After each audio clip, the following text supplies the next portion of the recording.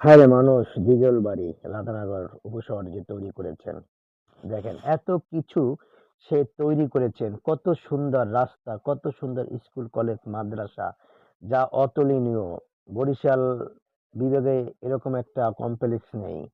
দেখেন কত বড় বড় আলিয়া মাদ্রাসা, অনার্স মাদ্রাসা, কামিল মাদ্রাসা তৈরি করেছে, কিন্তু এত জায়গা, এত সম্পত্তি, কিন্তু তার সঙ্গে কিছুই যায়নি সে নিজে ছাড়া। কি হবে এত সম্পদ, এত টাকা পয়সার মালিক হয়ে? এতটুকুই করেছে যেন তার দোয়া করে। দেখেন তার মায়ের নামে একটি রাজিয়া হোস্টেল করেছিল, এখানে আসলে মেয়েরা থাকবে, কিন্তু সেটা আস্তে আস্তে ধ্বংসের পথে অনিবার্য, ধীরে ধীরে শেষ হয়ে যাচ্ছে। দেখেন আতিয়া খাতুন উচ্চ বিদ্যালয় স্কুলটা এত সুন্দর একটি স্কুল আমাদের এই উপজেলা ভিত্তিতে কিন্তু নেই। কিন্তু কিসের জন্য করেছে?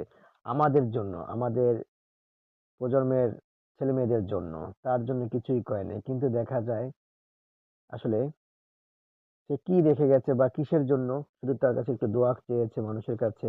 এর বাইরে আর কিচ্ছু নয়, যে রাধানগরের মানুষগুলো যাতে শিক্ষা প্রতিষ্ঠান শিক্ষিত হতে পারে। এবং দেখেন সেই কত সুন্দর একটি মসজিদ তৈরি করেছে, যে মসজিদটা আসলে রাধানগর ঐতিহাসিক।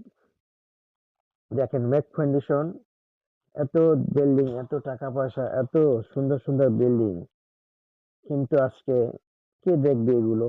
কে হবে এর গার্জিয়ান, অভিভাবক?